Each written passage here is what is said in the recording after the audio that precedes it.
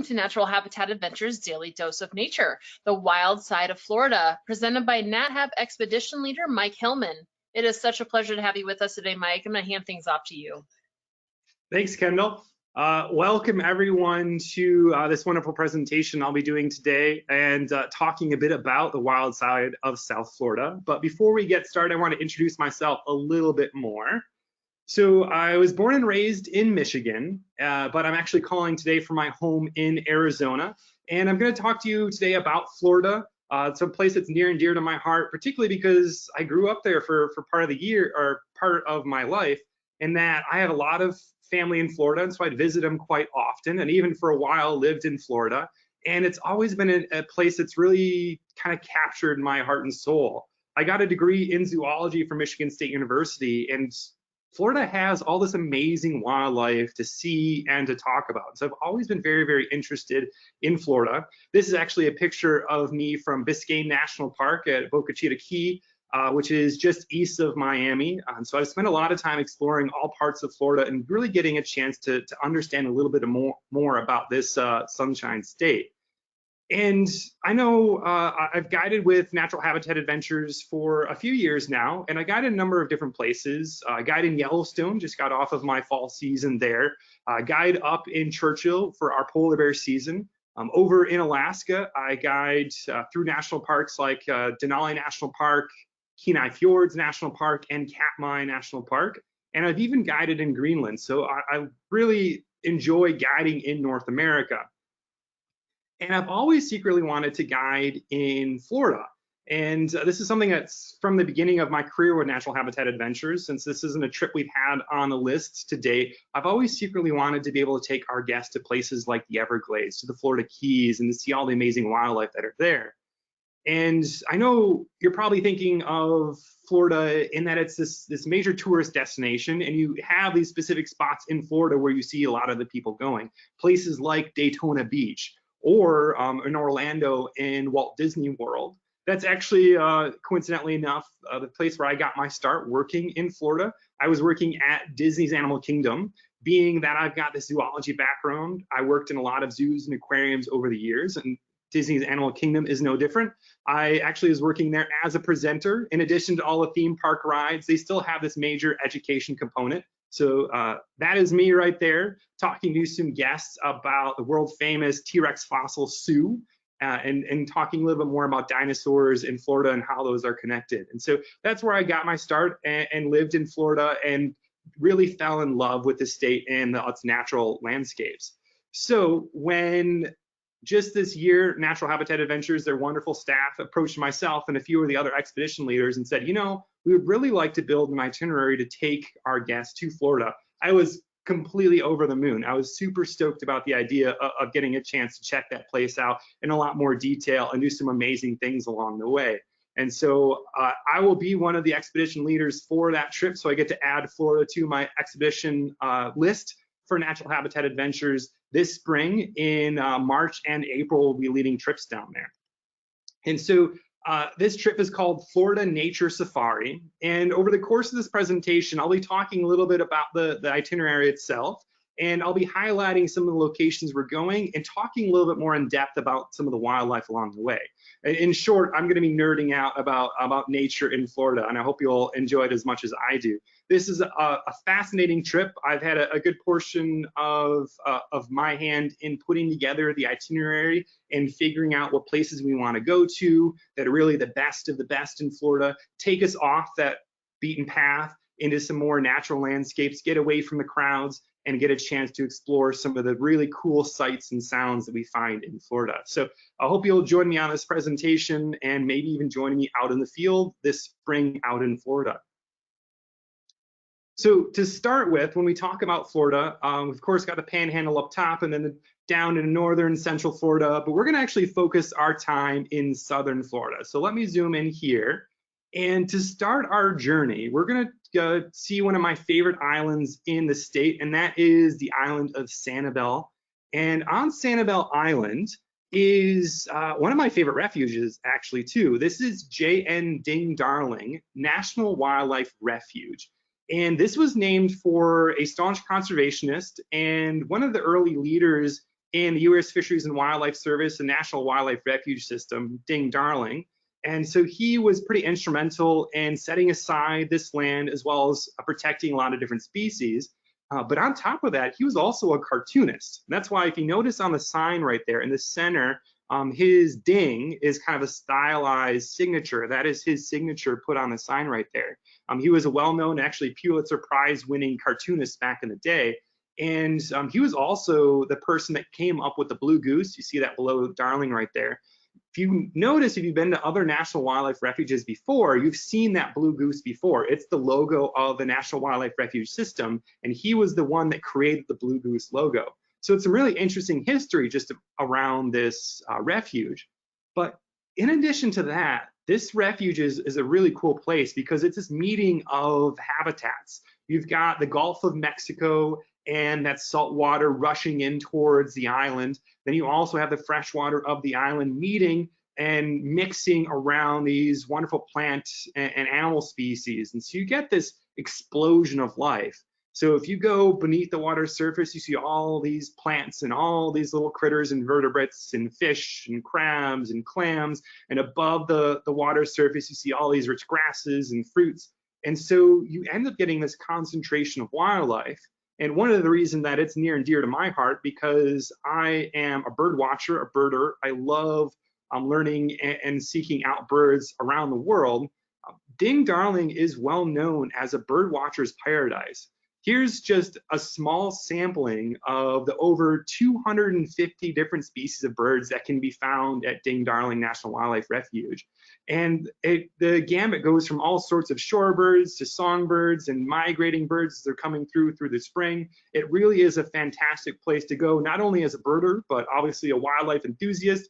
And you can potentially get some amazing wildlife shots while you're here going along. You just take a drive through the wildlife refuge. They have one of those wildlife drives you might be familiar with from other refuges. And you've got these beautiful stands right here, head up to the top, get to take a look out over the refuge and find all these beautiful, wonderful species. And I wanna highlight a few of them for you to get you a little excited about them. Some of my favorites to find at Ding Darling. This one is the American white pelican. Now in Florida, we have actually two different kinds of pelicans, the white pelican and the brown pelican, which if you've been to the East Coast, you might be a bit more familiar with.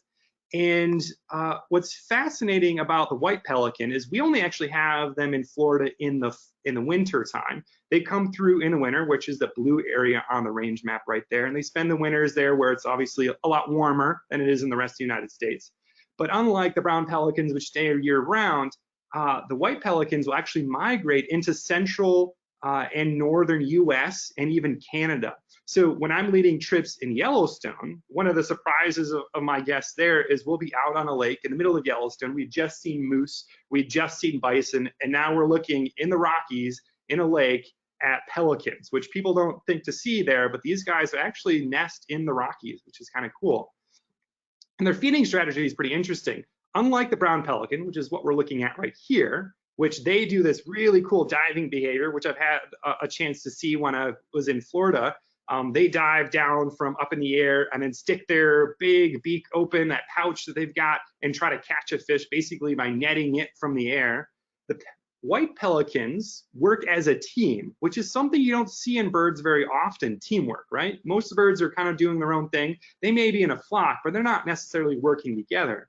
And if you look at this video here, what you're seeing is this big flock of white pelicans are moving along, and then they all dive down at once. And the reason for that is they're working as this cohesive unit, which a group of pelicans is called a squadron. And this squadron is going along. They're actually corralling these fish towards the shallows. And as those fish start to dart away, they all stick down their beaks at the same time. Because if a fish, which quite fast, gonna be faster than a pelican underwater, if they try to run away from one of those beaks, there's a very good chance they're going to go right into the beak of their neighbor. So by working as a group, everyone's going to get a chance to eat as they move through the shoal and try to grab as many fish as they can along the way, which is pretty cool to see teamwork in our pelicans here. Now, by far the bird that I think is the star of Ding Darling National Wildlife Refuge is this guy right here. This is the Roseate Spoonbill. Now, for the uninitiated, they're oftentimes confused with flamingos because, of course, they have that bright, beautiful pink plumage. And they get that in a similar way. They're eating crustaceans, small fish, and getting those pink carotenoids into their feathers, and they get this beautiful pink hue along them. And so they're very stunning to see out in this wetland environment. And they're named, of course, for that bill. You can see that lovely spoon or spatula-shaped bill they've got going on right there. And unlike a lot of other birds, which have just a hard keratin beak that doesn't have a lot of feeling to it, they actually have tissue over a good portion of their beak, and so it's incredibly sensitive, so they can find their food underneath the water. And something else you notice on this guy right here, take a look at the top of his head, he's actually balding. So very similar to people, as they get older, they start going bald. He's losing his feathers. He has that receding feather line going back. And unlike people though, this guy is not gonna be found with a toupee anytime soon. So he's gonna have to deal with that bald look the rest of his life. Now, this video right here is a perfect example of that feeding behavior I was kind of alluding to. Taking those tongue-like beaks, they're swishing it back and forth. You can see in this particular wetland right here, there's so much growth on the top, there's no way he could see anything down below. But by moving his beak back and forth, being very sensitive, any little shrimp or fish that bumps into his beak, he's gonna immediately snap down on it and then gobble it up whole. So this is an interesting behavior to keep a lookout for when you're at the refuge. Now, while the spoonbill is a really interesting and beautiful creature to check out, one of my favorites personally to see down in South Florida is the Reddish Egret, which by its own right is quite stunning with that beautiful coloration of the beak. It's got these long, almost brown, blondish feathers coming off of the head. And they do some really interesting feeding behaviors in their own right as well. This one right here, this kind of umbrella behavior, he's sticking his feathers out, his big wings out over top of him, creating this umbrella above him. And anglers in the audience might get an idea of what's going on right here. He's creating shade over the water. And as fishermen know, a good place to look for fish is in shady spots, under a dock, maybe an overhang of a tree branch and leaves, because those fish are naturally attracted to that shade. And they'll hang out in the shade because it's a little bit darker, a little bit safer, less chance of a bird coming from up above and then going down and gobbling you up in the water. Though this guy has hijacked that behavior by creating his own shade beneath him, and those fish start getting attracted to him and they can grab him right from where he's standing. Now, I love this particular picture. This is from the Audubon Everglades chapter. And if you look at the angle of the sun, this might be maybe a younger or a newer reddish egret to this behavior, because the sun's actually coming from the upper left and then going back towards the back. And so he's not creating shade below him, but actually shade behind him. So he needs to turn around a little bit to get the real maximum effect of what he's doing. But it's kind of a funny picture to look at and really illustrates this interesting feeding behavior. Now, like other egrets and herons, oftentimes you can see the reddish egret just standing and waiting for food to come to him. They're this ambush predator. But in addition, they also very much different from the rest of their cousins. They can be incredibly active, which is one main reason I love watching these guys, is you'll see them literally chasing fish on the beach. And I imagine this is exactly what I would look like if I was trying to catch a fish with my bare hands along a sandbar. He's just moving back and forth and hopping around, using those wings to jump and leap and chase these fish, hopefully into a shallow enough spot that he has a split second to grab that fish at the last moment. You can see that happen right here. Wait for it. And nab, gets it right there. So while I would not be the least bit successful in this strategy, the reddish egrets do a pretty good job of it. And it's pretty comical to watch and super entertaining as well. So if we move from the birder's paradise that is Sanibel Island, we're going to stay along the coast and move towards the Everglades, but spend some time along the coast in these beautiful mangrove islands that we find at 10,000 Islands National Wildlife Refuge. And if we think about Florida and a lot of the southeastern United States, a good portion of that landscape along the coast would be protected and covered with these mangroves if it wasn't for coastal development. So we get to head into this environment and see what it would look like, or what most of Florida would look like without the beachfront properties or anything like that. And the mangroves themselves are fascinating plants. These are trees that grow in the salt water. You couldn't have a maple or an oak do that, but the mangroves thrive in these kinds of environments.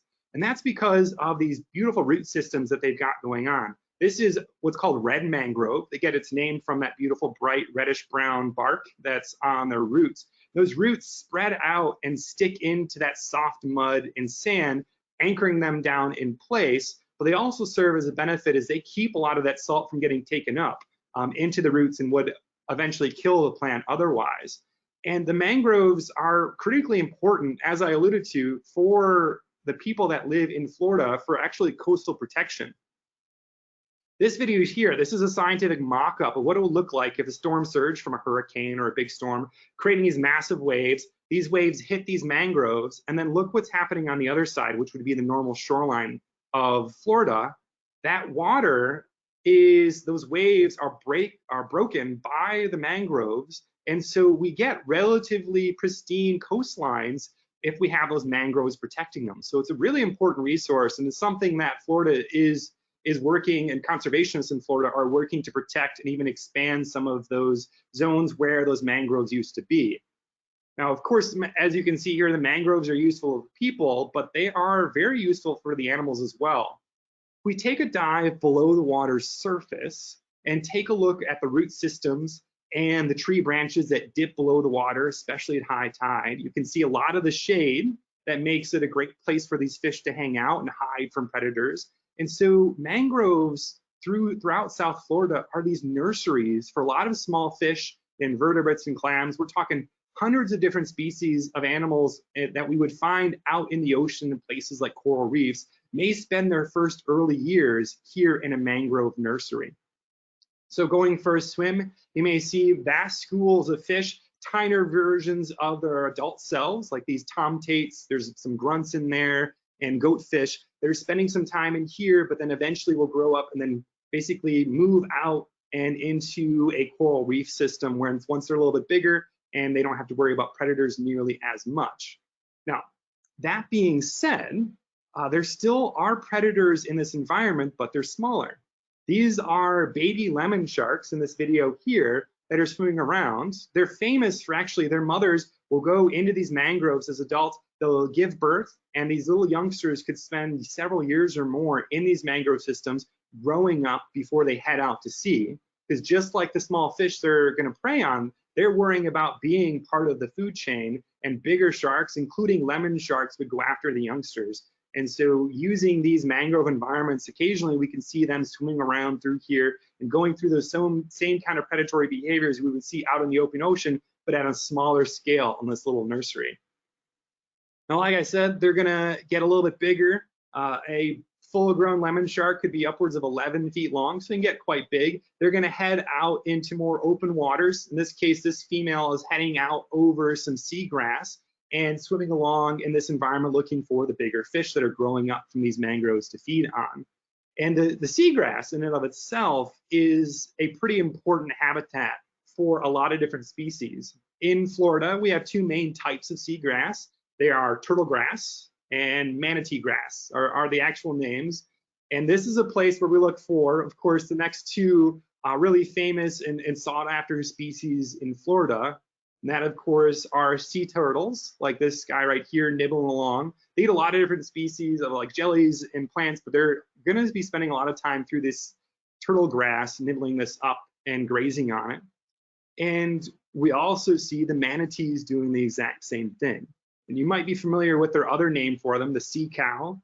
And this video really illustrates why they get the name sea cow. This big lumbering animal, well over 1,000 pounds in some cases, grazing on the underwater grasses down below. And so if we know the right habitats to go to, we can stand a chance at, from a boat or from a kayak or even maybe even snorkeling, seeing these manatees grazing along through these seagrass beds. So it's always something to keep a lookout for when we're in these kinds of environments. Now, moving from the coastline, we're going to move towards the interior and go to the largest protected wilderness east of the Mississippi, and that's the Everglades. historically, the Everglades was quite large. It went all the way up to Lake Okeechobee. You can see on the map there in the center. And this was this vast wetland system that helped drain water from Lake Okeechobee all the way down through the southern tip of Florida out into Florida Bay in the Gulf of Mexico. But today, the Everglades National Park is the major protected section of that. A lot of the rest of that historic habitat has been developed as people moved down to Florida. But even though it's a 1/5 of the protected landscape it used to be, the Everglades National Park is still huge. We're talking 1.5 million acres of protected land that is part of the national park. And it's actually the third largest national park in the lower 48. The other two being Yellowstone National Park and Death Valley National Park. And when we think about Everglades and being this wetland, it's really important to think of it as this vast river, what has been known as the River of Grass. You can think of it as being this 60-mile wide river moving very slow through this environment. 2.5 miles per day is how fast this water creeps through this wetland environment from the north in Okeechobee all the way down through the tip and out into the bay. And this is a pretty important environment for a lot of different species. Not only is it a really interesting environment for the different plants we find there, but all of the varieties of different animals that we can find in the Everglades. So much so that it's been internationally recognized as a wetland of international importance.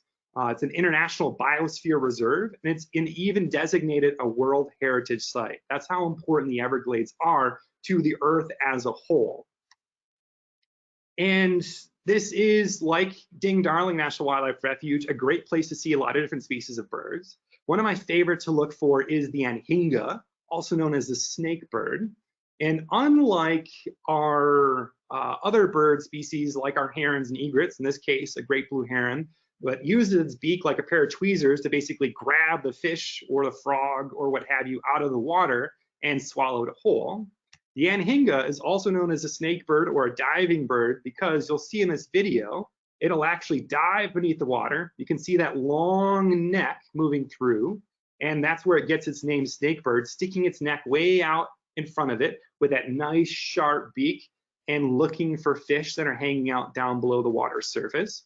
And they literally stab the fish that they're going after, exactly like a Florida spear fishermen. They're using their beak like a spear to stab the fish. Then they take it up to the shore, and either by rubbing it up against a branch or flipping around in their beak, they can get that fish off the tip of their beak, and they can swallow it whole, just like the herons and egrets. So a pretty gruesome way to go, but a really interesting feeding strategy we see in our anhingas.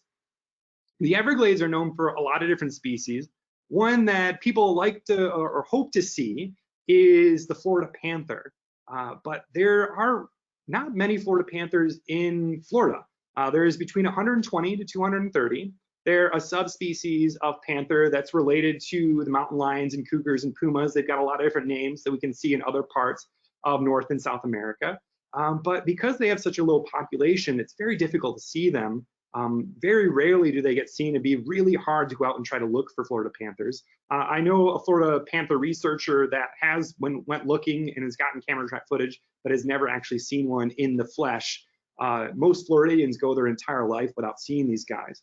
But even if we don't get a chance to see something like this, it's really cool to know that we're in the habitat of these beautiful animals and understand the conservation that's being done to protect them. And hopefully, as years progress and more conservation efforts prove successful, we can have a larger population of these panthers in places, protected places like the Everglades. So with this Florida panther kind of in the background, really the king of the Everglades has to be the American alligator. Back in my zoo days, that's one of the species I took care of, was the American alligator. Really cool animal to take care of, and I've actually even worked in the outreach program. We would pick up alligators and walk them around. They were a little bit smaller than this guy we see in the picture, but these alligators are really fascinating. There's a lot of cool information to talk about with them, and a lot to learn about interactions between Floridians and alligators. In the Everglades alone, their population is doing exceptionally well. We're talking with an estimate somewhere around 200,000 alligators. We wouldn't typically see this vast beach with a lot of alligators hauled out on the shoreline basking the sun. But with 200,000 alligators in the Everglades, it won't be too hard to find these guys out there. and get to hopefully see some interesting behaviors. Of course, they get quite big.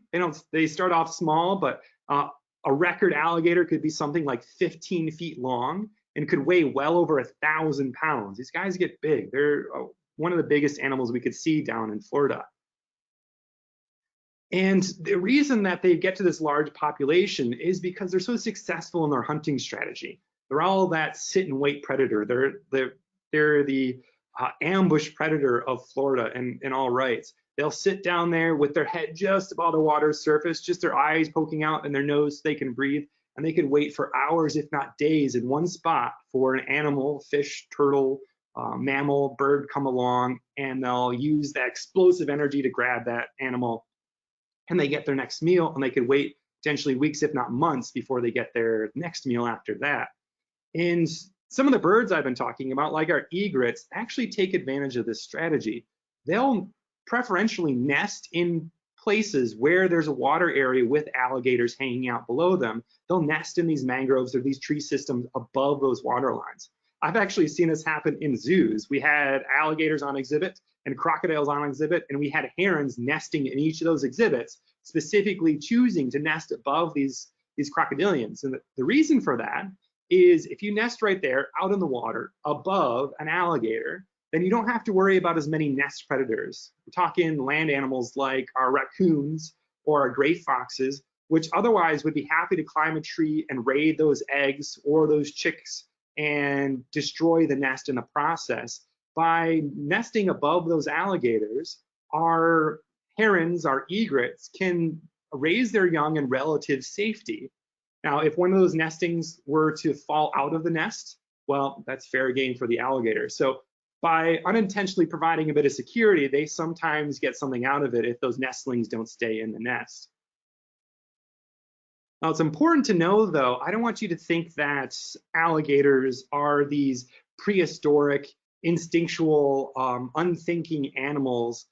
They're actually quite intelligent, and they can be quite caring. That's one of the things that finds a lot of people find surprising about them, and something I really love to talk about here's an example of this. This is literally an alligator using a tool. We think about this with things like chimpanzees or even parrots sometimes, these animals that are known for their intelligence, but an alligator has been known to use a tool as well. What you see on the top of its snout right there is a stick, and they'll occasionally be known to swim over, find a stick, put it on their nose, and then swim out into the water near one of these nesting sites of these egrets or herons. Because as these egrets are building up their nest, they need to add more and more sticks. They may go on the land, but if one's floating in the water, it's super easy to pick up and then carry to their nest. And so this alligator is literally sitting there in the water with a stick above its nose, waiting for an egret to fly over, pick it up, and then take it to the nest. And that's the last home improvement project it's going to do. And this alligator is going to get a meal out of the process, which isn't necessarily this instinctual behavior. There takes a little bit of thinking to do something like this. And they can also be a bit of a romantic animal, as much as an alligator can be. Very similar to birds, alligators actually sing. What you're seeing right here is this low frequency bellow. And as that low frequency sound wave moves through the water, it actually makes the water dance, which is really cool. I'm going to play for you an audio of what this bellow sounds like. It's going to be these kind of punctuated bellows as this gator goes below the water surface. Listen to that.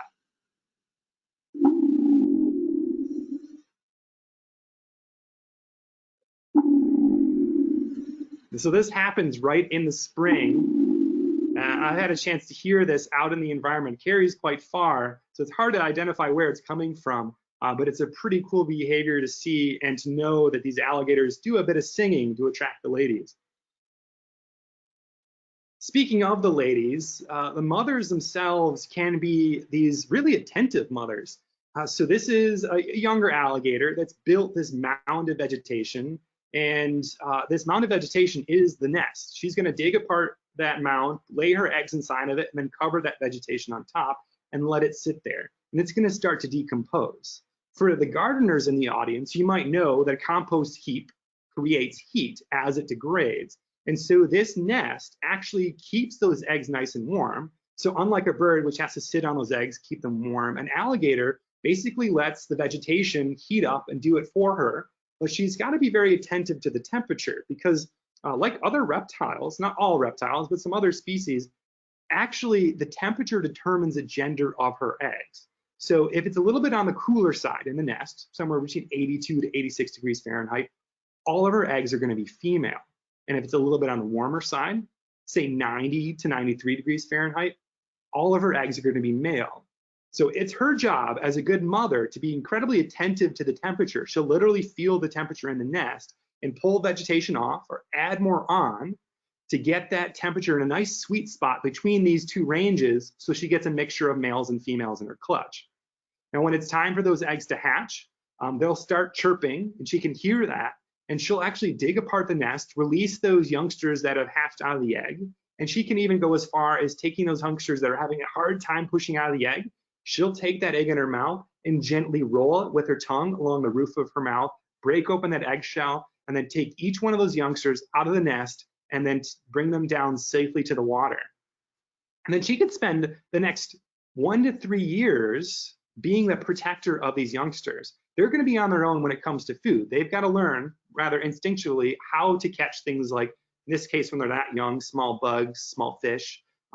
But they're going to be hanging around her, and she's going to let them hang around her until they get a bit bigger, and they don't have to worry nearly as much about other animals like other predators, like other gators, turtles, even the fish will go after baby gators. So she's this protector out in the swamp as her youngsters grow, which is pretty cool to learn that these alligators are a lot more than this prehistoric creature we think about. There's a lot more once we delve into their life history, their natural history. So we're going to zoom out from the Everglades and the kingdom of the alligator, and we're going to island hop down to the Keys, the Florida Keys, this lovely archipelago of limestone and coral islands. That's about 113 miles long. There's an estimated 1,700 islands, some of them quite small, some of them quite long and large. So we have a number of people living on, and of course, this whole diversity of plant life and animal life. Though probably one of the more famous and more sought after species we find on land in the Keys is these guys right here. This is the key deer. The National Key Deer Refuge is a really cool place in Big Pine Key to try to check these guys out. And this is not its own species, but it's a subspecies of the white-tailed deer you're probably more familiar with. But what's so special about them, it's not just another deer, they're incredibly small. Here's a picture illustrating this quite well. I don't recommend getting this close, especially to a buck, but this is a full-grown buck white-tailed deer. At most, at their shoulder, they're going to be 3 feet tall and maybe weigh up to about 80 pounds. So this is a deer essentially the size of a golden retriever that lives on these islands. And aside from collisions with cars and typical issues we have with deer living around people, they do quite well for themselves because they're excellent swimmers. This is an uncommon sight if you spend some time watching key deer. They swim from island to island here in the Florida Keys looking for new sources of vegetation. They'll actually eat the mangroves I was talking about earlier, and they'll even swim to island looking for fresh water because some of these islands are all salt water. As the tide raises up, then it inundates the whole island with salt water. Other islands a little bit higher up where we have these pine trees and hardwoods that have these freshwater lakes from the rains that can be frequent during the wet season in Florida. And so that's where a lot of these key deer congregate. So it's a really cool animal to see out there, especially when you get a chance to see just how small these deer are compared to deer in other parts of the country. I know growing up in Michigan, seeing white-tailed deer in Michigan and the big size that they can be there, seeing the little key deer down in Florida was pretty interesting. I was very surprising the first time. I was like, that's not a full-grown deer. There's no possible way. But it's a cool subspecies to try to find when we're down there. Now, if we go from the mainland islands and start heading out to sea from the Florida Keys, we can find some pretty interesting environments and some really interesting animals. For instance, we have another fan favorite. These are the Bottlenose Dolphins. They can be incredibly playful. They may check out boats from time to time, and they're super social. with other species as well as their own. And these pods can be small, just a few individuals, or they could be large. We're talking hundreds of dolphins in a pod out in deeper waters. And they're well known for this social ability and their intelligence. So much so that researchers have figured out they can actually translate some of their squeaks and whistles and calls that they make underwater. And one of my favorites is that these actually will make what's called a signature whistle. Now, typically when you think about wild animals, you don't think about wild animals having names, but dolphins in a pod, each one has an individual name, which they call in the scientific community the signature whistle. So you can record this whistle and potentially play it back to an individual, and they'll hear it and maybe call back, hey, were you asking for me? And here's my second audio file. There's going to be a bit of clicking noise, which I think is more from that microphone being underwater, but listen for the E warbling noise, that whistle that we hear from our dolphin. So that whistle is unique to the individual. And so when they call each other's names, they can actually talk to each other. Hey, I'm talking to Steve over here. I'm talking to Fred over there. And they can cooperate in these really interesting feeding behaviors. One that's super interesting that we see only in Florida, of which the bottlenose dolphin can be found pretty much around the world. But in Florida, they developed this really interesting behavior where the lead dolphin will take their fluke, their tail fin, and then kick through the mud in the shallows. And as they're doing that, they're whirling around, creating this smaller and smaller mud circle. And what that's doing is it's corralling all of this school of fish in one place, because those fish don't want to swim through the mud. They want to escape that mud cloud because they could get into their gills and into their mouth. And as they create this circle, these other dolphins get in line right along the edge of this mud circle. And to escape the mud, the only thing that the fish have in recourse is to jump out of the water away from the mud. And of course, those dolphins are waiting just outside that circle, that corral. And as those fish jump, very expertly, they're snatching them right out of the air. So this is a really interesting behavior that we only see in Florida. And it's really shows the intelligence and the cooperation that we can see in bottlenose dolphins, which is really, really cool. Now, if we head out into these environments, maybe go snorkeling or take a boat trip, we get out into these beautiful coral landscapes that Florida is known for, and we can see a whole diversity of different types of fish. Things like barjacks and porkfish and tangs and angelfish, stingrays, sharks, like nurse sharks, completely harmless, but really interesting to see. And one of my favorites to find are the parrotfish. They're a bit comical in how they behave, and they're usually brightly colored. This one here is called a stoplight parrotfish, and this is what they call the initial phase, kind of like a juvenile phase. And they grow up into this beautiful teal and pink and yellow coloration, very reminiscent of a Florida cabana with those nice pastel teal tropical colors. And so I wonder if the decorators early on kind of took some of their inspiration from fish like our stoplight parrotfish. But the parrotfish are ever present in a coral reef ecosystem. If you get a chance to go snorkeling, you can actually hear them nibbling away on the corals. They eat algae, but they also eat the corals themselves, which are these little polyps, almost like little jellyfish, inside this hard exoskeleton of calcium. And they'll use their hard beaks, their hard teeth, to crunch through those calcium exoskeletons and get at the little soft polyp inside. And that's what they're eating when they eat the coral. And as you can imagine, what comes out the other end is going to become all this calcium they couldn't digest. And if you look at it closely, a little gross, but if you look at it closely, this looks an awful lot like if you were to take sand and dribble it through the water. And that's because a lot of the sand, a lot of the sandbars and the white sand beaches that Florida is known for is actually congregations of this crushed up sand that has gone through the digestive tract of a parrotfish. Some of it's wave action crushing of the corals, but a lot of it actually, we owe these beaches to the parrotfish. So it's a really cool thing to think about when we think about how biology interacts with the environment. And certainly one of the reasons I like parrotfish so much is we owe a lot of our beaches to the parrotfish eating corals out there in the coral reef. So our last jaunt is going to take us from the Keys A little bit farther out, we're talking 70 miles from Key West, out into the dry Tortugas. Ponce de Leon, the early Spanish explorer, was the first European to reach the Tortugas. He saw so many sea turtles around these islands, they called them the Tortugas, or the turtles.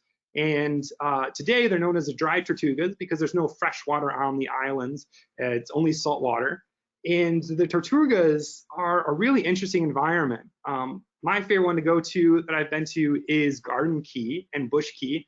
These are the two islands here connected, and they have a rich history. You'll see this hexagonal fort on here. That's Fort Jefferson. It's built in the 19th century, and it served a number of different functions. It served as a fort during the Civil War, as a blockade. The Union owned this and trying to blockade resources of the Gulf states, then a part of the Confederacy. It served as a military installation during World War I and World War II, as well as a prison. And it was never fully finished as an actual fort, but it still served that purpose regardless. So there's this rich history when we look at the fort itself.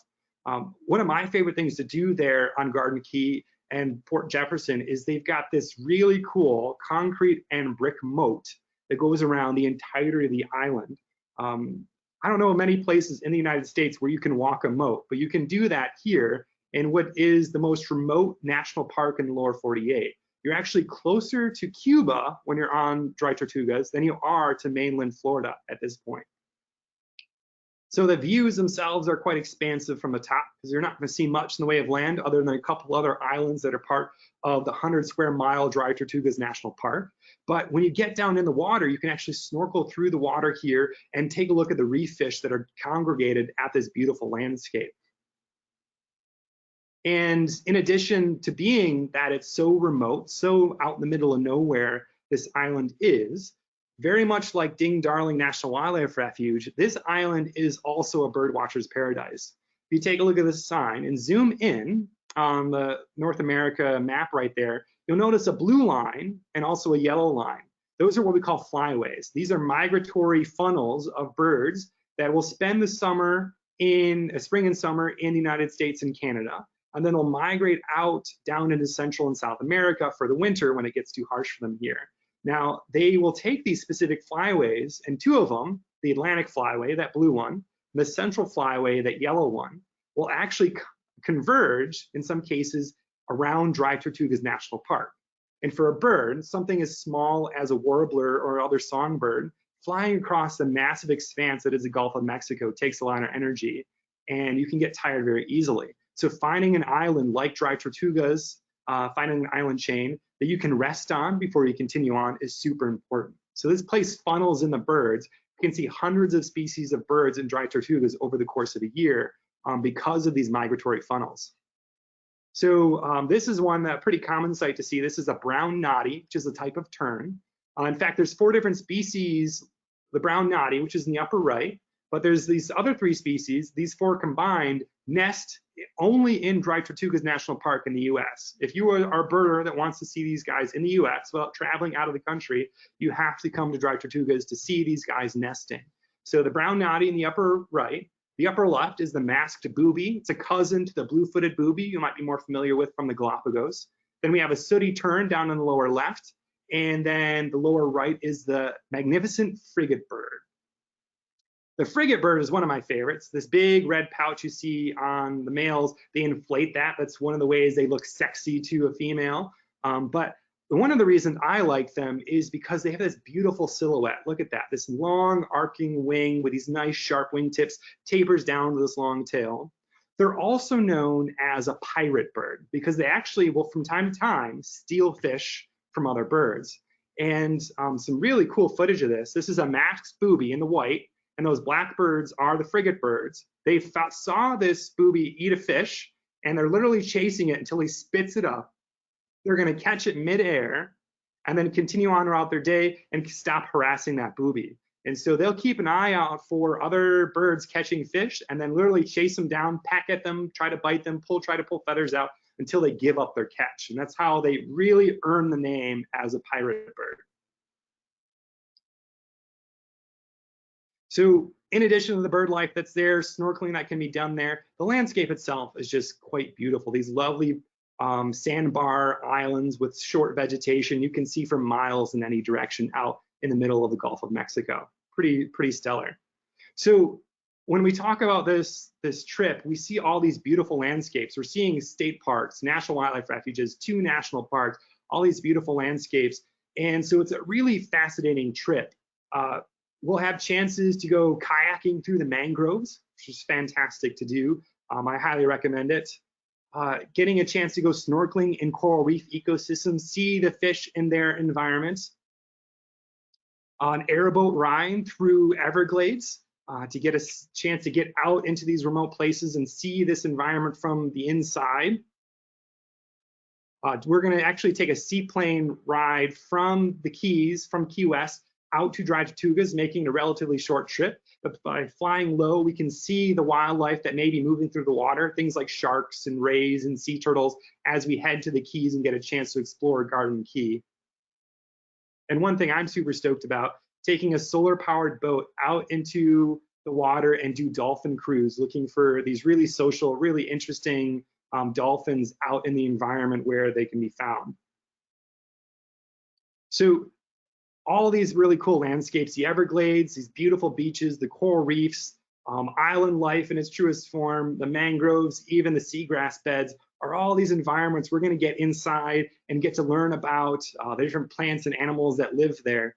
And I got to say, as a zoologist, I am pretty stoked about all the different types of wildlife that we can see out on this trip.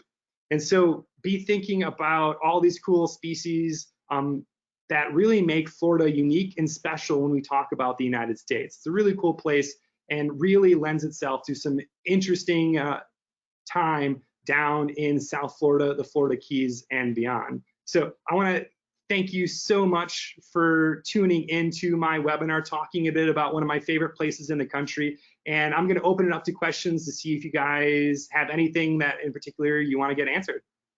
Thank you, Mike. That was great. We do have some good questions for you. And I just want to remind folks watching, if you have a question for Mike, you can submit those in your control panel under the questions field. All right, first question. What's the water temperature at this time of year? Oh, that's a good question. So water temperatures in the spring can be a little bit on the cooler side. I don't have exact numbers, but in those cases where if we wanted to go snorkeling and it was a bit on the chillier side, we definitely provide things like wetsuits, even like smaller ones that aren't the full length wetsuits, but a little bit shorter to get in the water and be a bit more comfortable. But we're talking about South Florida, and so those temperatures will be warmer than other parts of the country by a long shot. All right, great. And should people be fearful of mosquitoes? Ooh, good question. So NetHab has done a really good job in aiming this trip at what I think is the best time to visit Florida, and that's in the late winter, early spring. And this is kind of what we consider the dry season for Florida, where we don't get as much rain during this time. Of course, there's still plenty of chances for rain, but by Florida standards, it's not much rain at all. And because that drier season, we're going to reduce the amount of mosquitoes that we will encounter along the way. There certainly could be some bugs out there, but we're going to provide things like bug spray and bug nets if we had chance we needed them. But hopefully by aiming at this time of year, we're going to skirt through most of the bugs that you would get other times of the year. Okay, great. And there's someone who is into birding and they want to know when is the best time to go to Florida to see the maximum number of birds? Yeah, that's a good question. So it's this sweet spot like I'm talking about here in March and April is pretty good. I think if you're trying to maximize the number of birds, you can maybe lean a little bit towards the April side of our itinerary, and that'll get you closer to the main push of migration. Though we're going to see plenty of birds at the beginning of our season in March and at the end of the season in April. But kind of towards that April side, you might get a few more migrators moving through. But you do have always the danger of some of those winter species start leaving. Like our adult pelicans will leave, our adult white pelicans will leave typically in March, but we might see some juveniles still hanging around in April. But I would say early, mid-April is a good time to think about our trip for birders. Great. And I'm going to combine a couple questions. It's in regards to activities on the trip. The first one is, if you're not a strong kayaker, is there a way to be paired with the guide or maybe a stronger kayaker? And if you're not into snorkeling, if that's an option on the trip, is there an option to opt out of it? Oh yeah, so most of the activities that I talked about that we could do on the trip are optional. There's always a chance you can step back. Some cases we may not have a specific alternative to that. There may be chances to go snorkeling like from our hotel or from a beach as we're going along the way. So one group could go snorkeling, another group could go hiking. That's an option that may happen. Or just being out on the boat when we go out on one of our cruises, we'll have potential of going snorkeling from the boat. And so you can hang out on the boat, relax. You still could see plenty of wildlife by just looking down the water because of how clear the waters are in parts of South Florida. You can still have a pretty enjoyable time without actually snorkeling out in the environment. With regards to kayaking, the waters around the mangroves, remember I talked about how they reduce the wave action through the environment. And so typically mangrove environments can be pretty still water, especially if we get deeper into some of those mangrove kayaking trails. And so it doesn't take as much work as a typical sea kayak experience to do that. So we'll give you the instruction or pair you with or have a guide with you or next to you, giving you that instruction, helping you along as we're paddling through these unique environments. Great. And there's someone who's wondering about the COVID protocols that are going to be in place.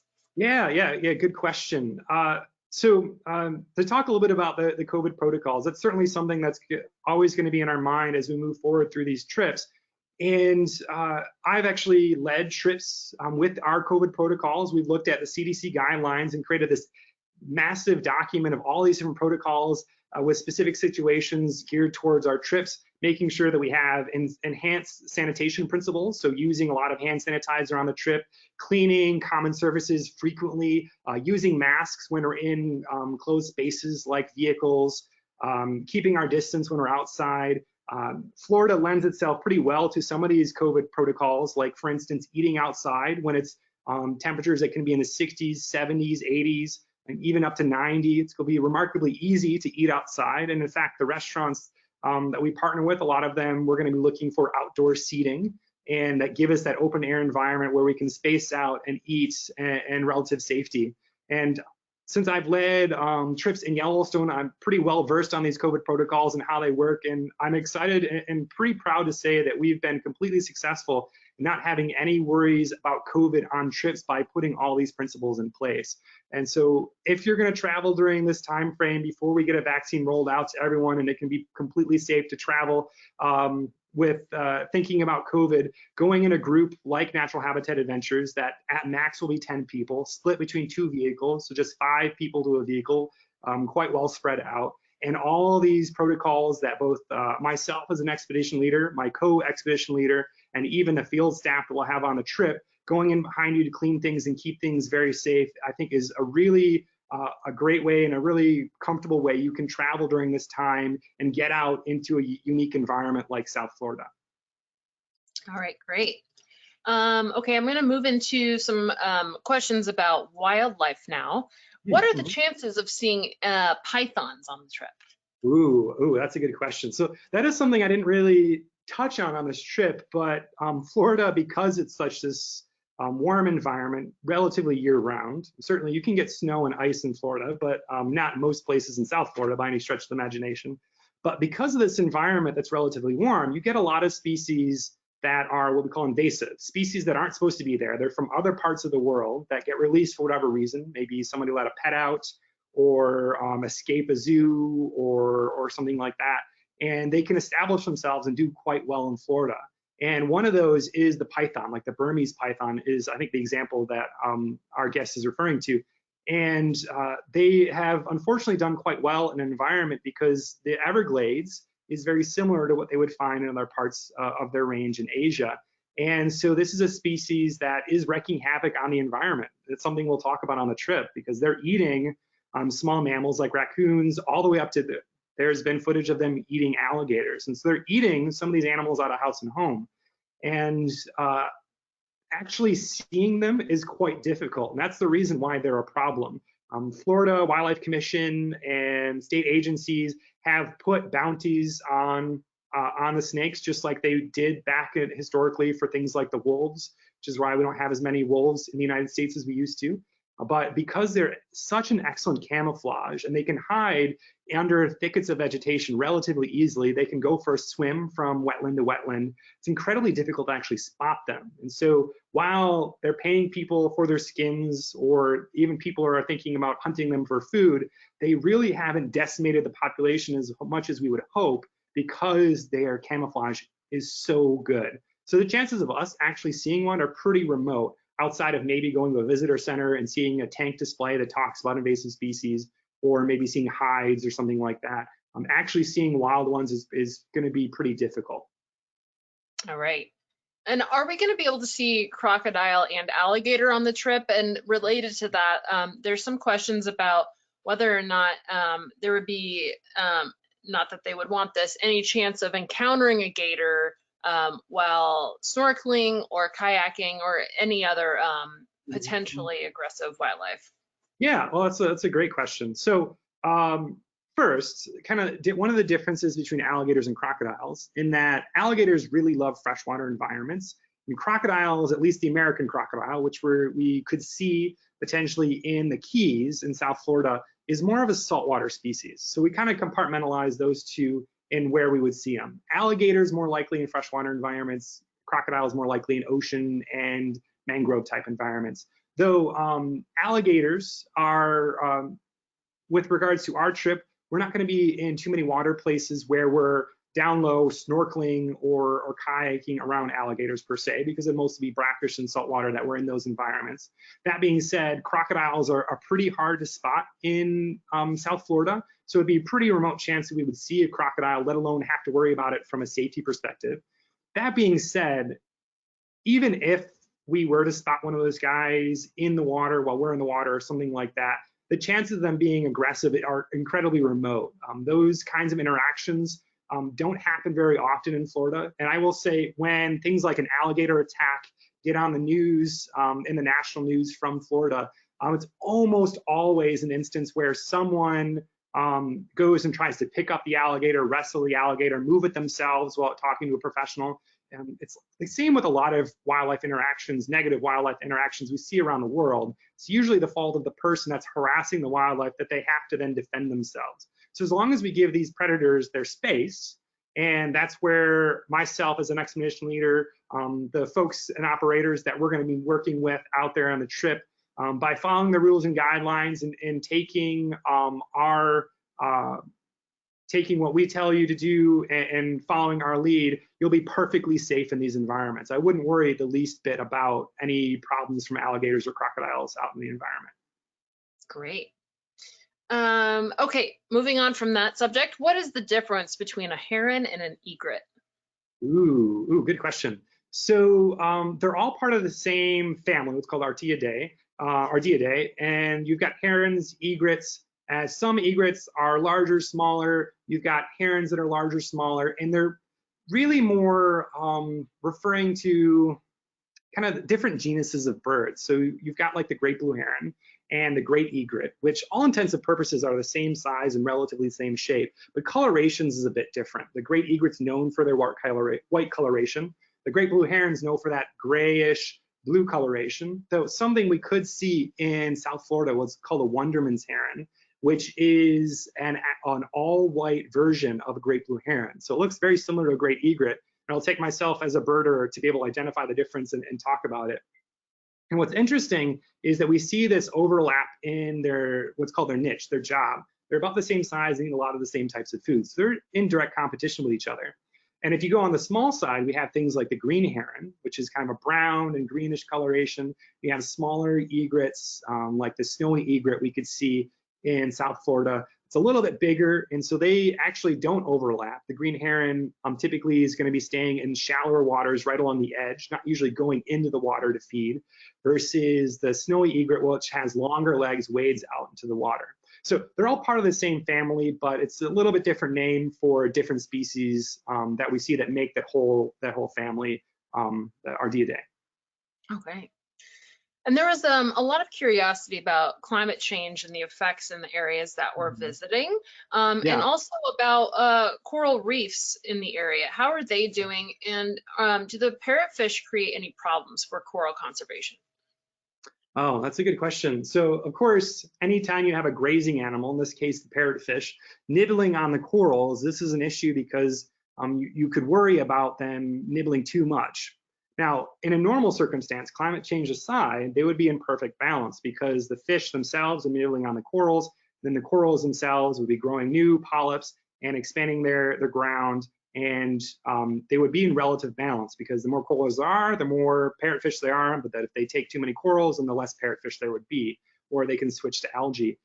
When you start adding in this big piece, climate change, then you have these additional stressors for the coral reefs. And that's something that we're seeing is as global temperature rises on an average, of course, there's differences depending on the region.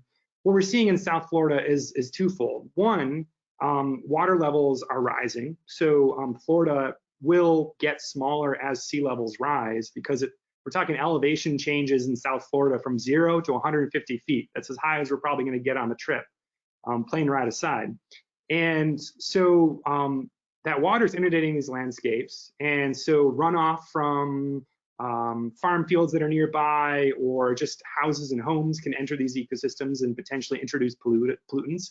But in addition to that, just the temperature rise in and of itself is actually stressing the coral because coral is this really interesting organism where it's this calcium shell with a little tiny polyp. Remember, you think of it kind of like an upside down jellyfish inside this shell, almost like a coffee cup.